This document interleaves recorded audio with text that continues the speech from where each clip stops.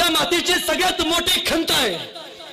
या मातीत जसे गवताला भाले फुटतात ना, तसं इथल्या दगडांवरती फितुरीची बीज मात्र फार लवकर उमजतात. ही जी गद्दारी आहे ना, ही गद्दारी सगळ्यात घातक.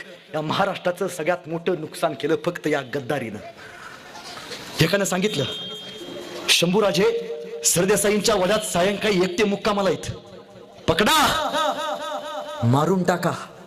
सांगणारे गणोजी संभाजी राजांचे मेहुणे आणि मुकरब खान कैक सैनिक घेऊन सायंकाळी शंभूराजांच्या वाटेनं पकडायला निघाला. कोल्हापूरच्या पन्हाळ्यावरती सायंकाळी मालोजी बाबा आणि सोबत संताजी एकटे उभारले होते. कैक सैनिक सायंकाळी झोपी गेलं होतं आणि मशाली सायंकाळी संभाजी राजांच्या वाट्याकडे जाताना दिसल्या. संताजी पळत गेला, बाबा ओ मालोजी बाबा, ह्या मशाली शंभूराजांकडे चाललेत.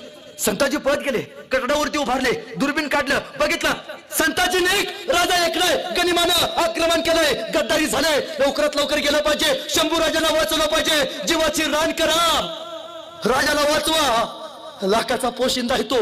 संताजी सोबत मालोजी बाबा घोड्यावरती बसले, मधनं वाट काढली, आंबा घाटात गेले, आंबा घाटा मार्गे सरदेसाईंच्या वाड्यात गेले. संगमेश्वर मध्ये महाराज झोपले होते. राजा निघा, राजा उठा, राजा मुकरब खान येतोय, कैक सैनिक येतोय, राजा उठा. कोण, कोणाची हिम्मत, माझी खबर द्यायची.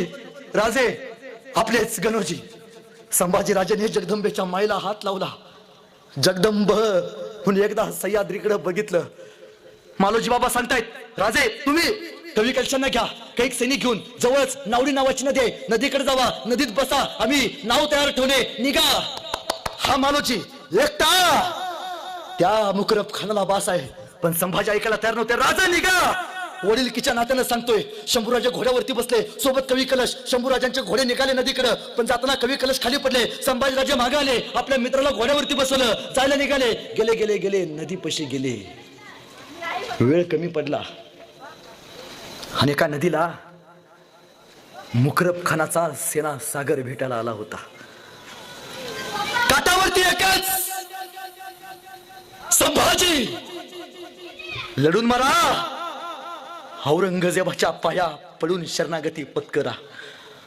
संभाजी महाराजांनी या आपल्या तरुण पोरांच्या कपाळावरचा गंध टिकावा यासाठी लढणं पसंत केलं. मालोजी बाबांना सांगितलं, मालोजी बाबा साथ द्या. आणि मालोजी बाबा सह्याद्री सारखे शंभूराजांच्या पाठीमागे उभारले होते. संभाजीराजांनी गळ्यातली कवड्याची माळ काढली. संताजी लवकरात लवकर रायगडावरती जा, माझी कवड्याची माळ रायगडावरती पोचव, सांग संभाजीला पकडले. हा माझा पाखरा घोडा घे, घोड्यावरती बस, माझ्या पाखऱ्याला घेऊन लवकरात लवकर रायगडावरती जा. संताजी जायला तयार नव्हते. निघ, वेळ कमी आहे, वकूत कमी आहे, लवकरात लवकर संदेश केला पाहिजे. संताजी घोरपड्यांनी शंभूराजांना बघितलं. संभाजीराजांचा पाखरा नावाचा घोड्यावरती लगान टापली आणि राजाला वाचवण्यासाठी संताजी घोरपडे निघाले. वाऱ्याच्या वेगानं पळत होते. तो पाखऱ्या पळत होता, पाठीमाग पकडलेला आपला राजा बघत होता.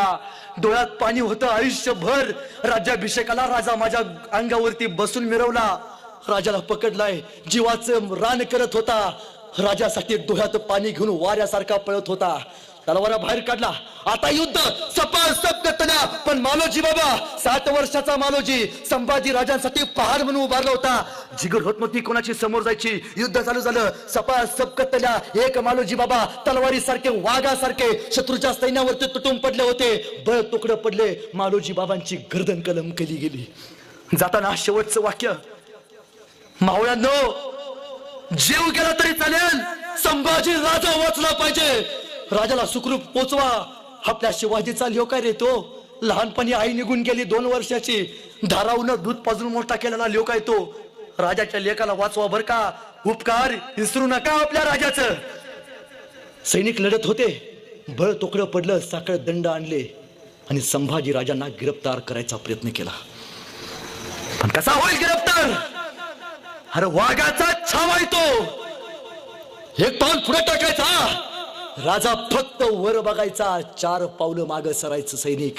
त्यावेळी मुकरब खानाला कळालं, जगात सगळ्यांचा नाद करा, संभाजी राजा नावाच्या छाव्याचा उभ्या आयुष्यात नाद करायचा नाही, अजिबात नाही. पण फितुरीनं दोर आणले, साखळदंड आणले आणि छत्रपती संभाजी राजे गिरफ्तार झाले. मराठ्यांचा छावा मुघलांच्या दावणीला बांधला गेला फक्त फितुरीमुळं. आणि औरंगजेबाला कळालं संभाजीराजांना पकडले. खाली आला, अल्लाह रहम दल्ली, जन्नत के दरवाजे सुन ले, कापर आ गया, अब दिखाएंगे औरंगजेब चीज क्या है. 9 वर्ष कुत्र्यासारखा पळवलाय मला, 9 वर्ष सोडणार नाही. आतापर्यंत डोक्यावरती जिरे टोप घालून फिरला असेल, विदूषकी टोपी घाला. आतापर्यंत अंगात राजाचे कपडे घालून फिरला असेल, जनावरांची कातडी बांधा. अंगात साखळदंड घातला असेल, अंगात हिरे माणिक मोती घातला असेल, साखळदंड बांधा. आतापर्यंत घोड्यावरनं हातीच्या अंबारीतनं आला असेल, सरक्या उंटाला उलट बांधा. कळू द्या जगाला औरंगजेबानं शिवाच्या छाव्याला गिरफ्तार केलाय म्हणून. मुकरब खानानं संभाजीराजांना पकडलं. संभाजीराजांना मुघली रियासतीची कपडे घातली, घोड्यावरती बसवलं. संगमेश्वर ते अकलूज पर्यंत न्यायचं ठरवलं. का हे अकलूज औरंगजेबाचं शहर, 40,000चा सेनासागर संभाजीराजांची वाट बघत बसला होता या अकलूज मध्ये. संगमेश्वर पासून अकलूजला जायला बराच दिवस लागतो, बराच वेळ लागतो. या माणसानं चालत अंतर अवघ्या 1 ते 1.5 दिवसात पार केले. कुत्र माग लागल्यासारखा पळत होता. का त्या संभाजीला सोडवायचा प्रयत्न करतील. किल्ल्याच्या तटावरनं संभाजीला नेलं जात होतं, पण तटावरच्या धारकऱ्याला माहिती नव्हतं आपला राजा कैद झालाय. गावच्या वेशीवरनं आपल्या राजाला नेलं जात होतं. वारीला जाणाऱ्या वारकऱ्याला आणि गावकऱ्याला माहिती नव्हतं आपला राजा कैद झालाय. शिवाजीराजे आग्रामध्ये कैद मराठ्यांनी सोडवलं. शिवाजीराजे पन्हाळ्यावरती कैद जिजाऊंनी सोडवलं. पण ज्यावेळी संभाजीराजे कैद झाले, इतिहासात कुठं 10 गावं एकत्र आली संभाजीराजांना सोडवण्याचा प्रयत्न केला, कुठेही ऐकायला बघत नाही. अखंड महाराष्ट्र संभाजीराजांना पकडून द्यायला फितूर झाला. आणि आणला अकलूज मध्ये 40,000चा सेनासागर औरंगजेबाचा. मुकरब खानाला मिळाला. शंभूराजांना घोड्यावरनं खाली टाकलं. अंगात जनावराची कातडी नाचलेली बांधली, डोक्यावरती विदूषकाची टोपी घुंगरांची बांधली, अंगात साखळदंड बांधले, उंटाला बांधलं आणि वाजत गाजत निकाली धिंड. कुणीतरी यायचं. कसाय संभाजी. या औरंगाबादची लोक बघायला, एकमेकाच्या डोक्यावरती, एकमेकाच्या खांद्यावरती, माळावरती कसाय संभाजी. कोणतरी यायचं, संभाजीराजांच्या अंगावरती थुंकायचं. कोणतरी यायचं, दगड मारायचं. कोणीतरी यायचं, तलवारीनं नक्षी काम करायचं. बघितला असता वाटला नसता मराठ्यांचा छत्रपती आहे, भूतांसारखी अवस्था करून ठेवली होती. कोणीतरी यायचं, त्या उंटाची शक्ती पेरगायचं. उंटा थया थया थया नाचायचा. अंगातले साखळदंड टोचायचे, बोचायचे, जागोजागी रक्त रक्त रक्त. राजा झुकला नाही, औरंगजेबाच्या पाया अजिबात पडला नाही. उभा राहिला फक्त आणि फक्त या पोरांचा स्वाभिमान जागा राहावा यासाठी. महाराजांना बहादूरगडावरती आणण्यात आलं आणि औरंगजेबाला सांगितलं, हुजूर कापर आ गया. आणि औरंगजेब उठून उभा राहिला. 9 साल का था तब मुझे मिला था आगरा में, तब मैंने इसको पूछा था, क्यों रे संभा, तुम्हें हमारा डर नहीं लगता? तब इस 9 साल के संभा ने मेरे को जवाब दिया था, हमें किसी को डर नहीं लगता. अरे औरंगजेब, हमें किसी को डर नहीं लगता, लेकिन हमारी वजह से सबको डर लगता है. सच कहा था. खाली आला, नमाजाच्या रुकाटा पडायला लागला. हे अल्लाह रहम दल्ली, जिसको देखने को सपना था कदमों में लाके खडा किया है. आणि खाली बसलेलं बघून शंभूराजे कवी कलशाला म्हणतात, कवी कलश ह्यो खाली येऊन बसलाय, ह्याच्यावरती सुस्ते का कविता मरणाच्या दारात आहे, मृत्यूच्या जबड्यात आहे. त्यावेळी म्हणतोय सुस्ते का कविता. कवी कलश म्हणले, हो राजन राजन तुम हो साचे, क्या खूब लढे हो जंग, देख के तुम्हारा तेज तखत त्यजता औरंग. और राजे तुम्ही काय लढला जंग, तुमचं ते शौर्य बघून औरंगजेब स्वतःचं सिंहासन सोडून तुमच्या समोर येऊन गुडघे टेकून बसलाय. चोप. वरती येऊन बसला. पहिला प्रश्न विचारला, सच बता, कौन से सरदार थे तेरे साथ मेरे. आणि कडाडला राजा, ही सगळी माणसं आमच्या चोप. दुसरा प्रश्न विचारला, संभा जिंदा छोड़ देंगे, स्वराज्य का खजिना किधर रखा है. आणि कडाडला छावा, ही माणसं आहेत ना, हा माझा खजिना, दम असेल तर जिंकून दाखव. चोप. ले जाए जाए इसको, जबान बहुत बोलती है, ले जाए जाए, बांध दिया जाए. वधस्तंभाला संभाजी महाराजांना बांधण्यात आलं. सायंकाळी औरंगजेब गेला. कवी कलशांना म्हणतोय, हे कवी आ मेरे पास, जिंदा छोड़ देंगे क्या है उस संभा के पास. एक बात बता दे, स्वराज्य का खजिना किधर रखा है? आणि कवी कलश म्हणतात शंभूराजांना, काय म्हणतो ऐकलं का? स्वराज्य का खजिना किधर रखा है? औरंगजेबाकडे बघत कवी कलश म्हणतोय, या औरंगजेब नमक है रे हम शंभू राजे के, जिएंगे शंभू राजे के साथ, मरेंगे भी शंभू राजे के साथ। औरंगजेब हाथी घोड़े तोप तलवारें फौज तो तेरी सारी है, लेकिन जंजीर में पकड़ा राजा मेरा अभी सब पे भारी है, अभी सब पे भारी है। चुप, माघारी आला। पहिली शिक्षा, डोळे फार रागाने बघतात माझ्याकडे, निकाल दो आके उसकी। अरे ज्या डोळ्यांनी आयुष्यभर सह्याद्रीला बघितलं, डोळे जाणार होते। लालभुंद तप्त सळ्या जवळ आल्या, शंभूराजांना वधस्तंभाला बांधले, पण कुठली शिक्षा संभाजी राजांना द्यायच्या अगोदर ती पहिल्यांदा कवी कलशांना द्यायची ठरवली। का? मित्राला तडपडताना बघू द्या राजाला। पण स्वराज्याच्या बलिदानासाठी हे दोन्ही अमर सिंह गरजत राहिले, सहन करत राहिले। लालभुंद तप्त सह्या संभाजीराजांच्या जवळ आल्या। छावा डोळे मोठे करून औरंगजेबाकडे बघत होता। जवळ आला, कुपसत्यात आत गेला, भोवळ्या घेऊन बाहेर आला। डोळे उरले नव्हते, उरल्या होत्या कबीन खोपण्या, उग्र उग्र उग्र उग्र रक्त बाहेर काढणाऱ्या। डोळ्यात काटूक गेला ना, 2 दिवस डोळा घेऊन बसतो आपण। लालभुंद तप्त सळ्या आपल्या राजाच्या डोळ्यात घातल्या असतील, विंचवाच्या लवलव करणाऱ्या वेदना डोक्यात गेल्या असेल। किती सहन करावं एखाद्या माणसानं, किती झुकला असता, वाकला असता, आई शारामात जगला असता। सोसलं माझ्या लेकींनी जगावं हिंदू धर्मात आणि मरावं हिंदू धर्मात, फक्त यासाठी। आणि दुसरी शिक्षा सुनावली, काट दो उसके कान, काप दो। हापशी निघाली। ज्या कानानं आई साहेबांना ऐकलं, ज्या कानानं जिजाऊंना ऐकलं, ज्या कानानं हर हर महादेवाची गर्जना ऐकली, कान जाणार होते। जवळ आली, शमशेर बाहेर काढली, सब करण्यात चालवली, कान पडले। ना डोळे उरले होते, ना कान उरले होते फक्त या मातीसाठी बलिदान द्यायला श्वास रूपी देह। अरे कोणी सोसावं?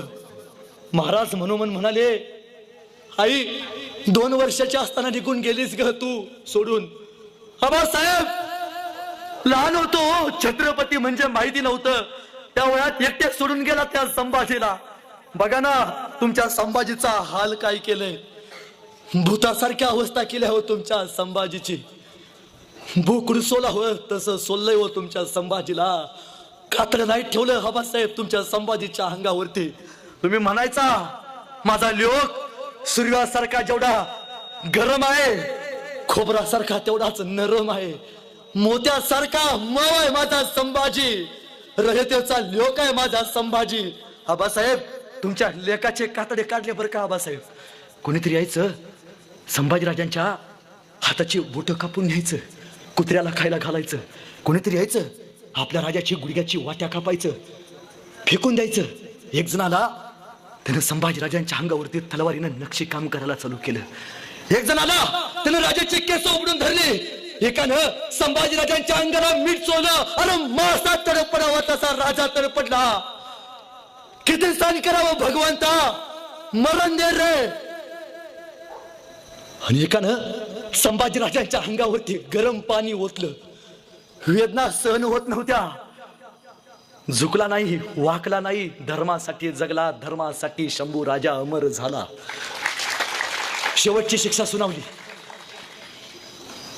जबान बहुत बोलते, निकाल दो संभा की जबान निकाल दो।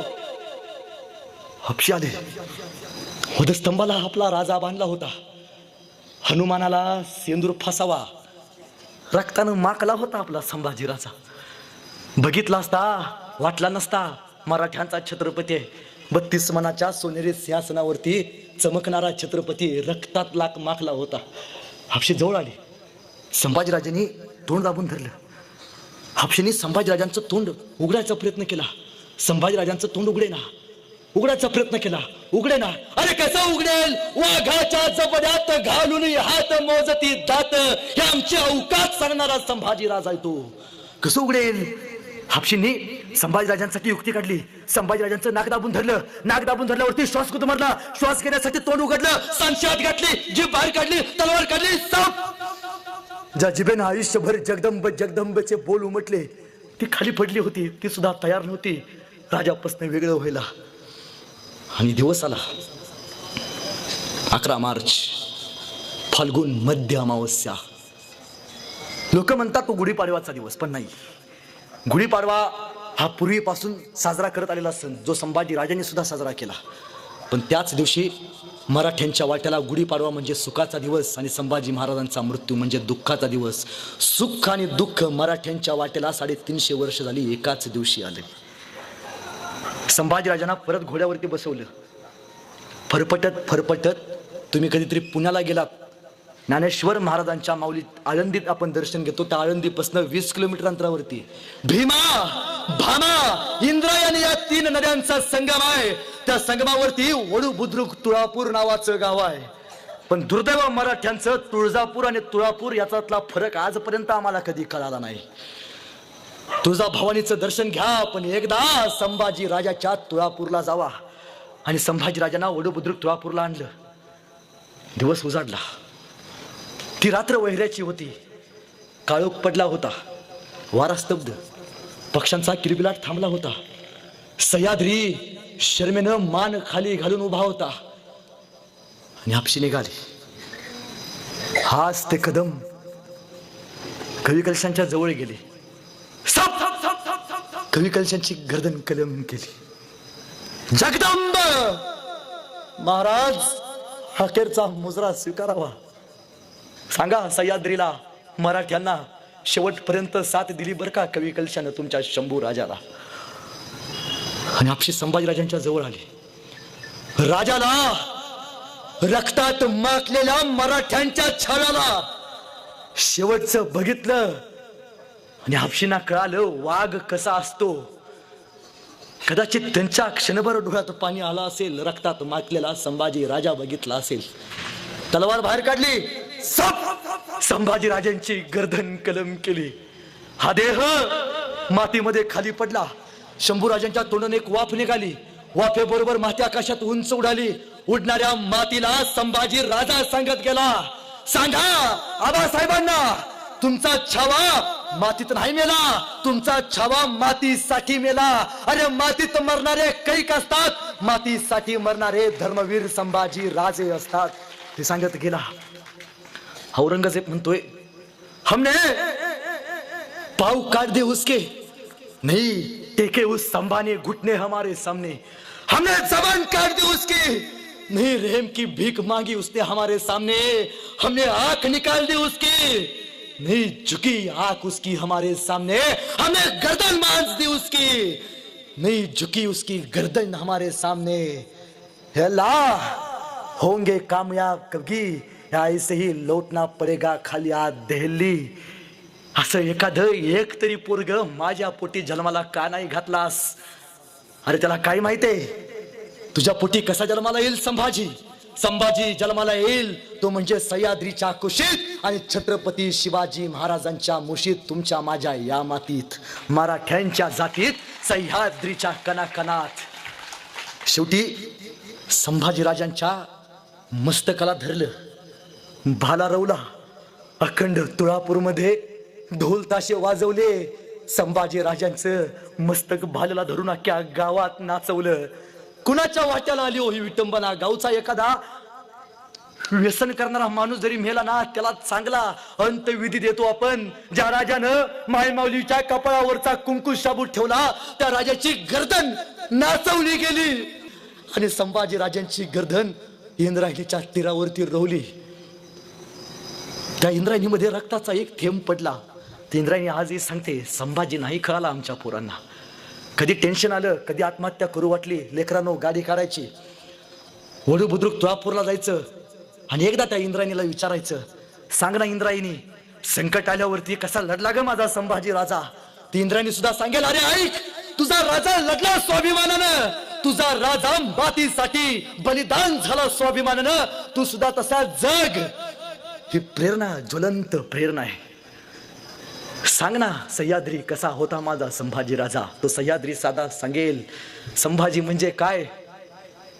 आळंदीपासून पंढरपूरला आषाढीची वारी जाते ना, ही बंद पडलेली वारी चालू करणारा राजा म्हणजे छत्रपती संभाजी महाराज आहेत. 120 लढाया करून एकाही लढाईत पराभूत न होणारा राजा म्हणजे संभाजी आहे. तत्कालीन काळात सगळ्यात जास्त घोडा पळवणारा, पळत्या घोड्याला डोळ्याची पापणी लावते तोपर्यंत रणांगणावरती गरकरला फिरवणारा राजा म्हणजे संभाजी आहे. जगात पहिल्यांदा बुलेट प्रूफ जॅकेटचा शोध पाषाणकोटच्या लढाईत लावणारा राजा म्हणजे संभाजी आहे. अरे संभाजी म्हणजे काय तर स म्हणजे संकटाशी, भा म्हणजे भारतीयांनी, जी म्हणजे जिद्दीने कसं पेटावं, तया नाव आहे संभाजी राजे, तया नाव आहे संभाजी राजे. शंभूराजे गेल्यावरती एक कवी मित्र एके ठिकाणी म्हणतो, रक्त सुद्धा रडलं होतं माझा राजा गेल्यावर, रक्त सुद्धा रडलं होतं माझा राजा गेल्यावर, थकला नाही कधीच तो अनेक युद्ध केल्यावर, जखमा सुद्धा म्हणत होत्या थांब राजा थोडं, हातात होती ढाल आणि पळत होतं घोडं. एकदा आपल्या शंभूराजाला डोळे भरून बघ आणि तुझ्या आयुष्यातली संकट कापून टाक, तुझ्या मार्गातली संकट कापून टाक. खर तर या संभाजीराजांचे खरे मावळे जर कोण असतील आजच्या जगात तर ते एकमेव आहेत, ते म्हणजे सीमेवरती उभारलेले आपले जवान. आयुष्यात कुणाचंही ऋण विसरा, एक वेळ आई वडिलांचं ऋण नाही लक्षात ठेवला तरी चालेल, पण 2 लोकांचं ऋण, त्या 2 लोकांचे उपकार आयुष्यभर जपा. पहिलं ते म्हणजे सीमेवरती उभारलेले जवान आणि दुसरे म्हणजे रानात राबणारे आपले किसान. या 2 लोकांचे मरेपर्यंत उपकार विसरा. कधी विचार करा, या सैन्यामध्ये पोरं कुणाचे आहेत? तू एवढे आमदार आहेत, एका आमदाराचं पोरग आहे सैन्यात नाही. एवढे खासदार आहेत, एकाही पोराचं आहे तिथं सैन्यात नाही. एवढे जिल्हा प्रमुख आहेत, कोणाचं पोरग आहे सैन्यात? एकाच नाही. सैन्यात कोणाचं पोरग आहे? ज्याचा बाप दिवसभर शेतात राबतो आणि ज्याची आई रात्रीचं कालवण सकाळी गरम करून खाते, त्याचाच पोरगा सीमेवरती रायफल घेऊन देश सांभाळतोय. शेतकऱ्याची पोरं सगळी बघायला मिळतात. आपल्या गावातलं एखादं पोरग आज जाता जाता शेवटचा अर्धा मिनिट घेतो. काय परिस्थिती झाली माहितीये का आपल्या इकडं? आज आमची पोरं मेडिकलमध्ये जवळच्या कधीतरी जावा, व्यसनाच्या गोळ्या मागताना तुम्हाला दिसतील, पण सीमेवरती मर्दासारखं पळताना कधी तुम्हाला नाही दिसणार.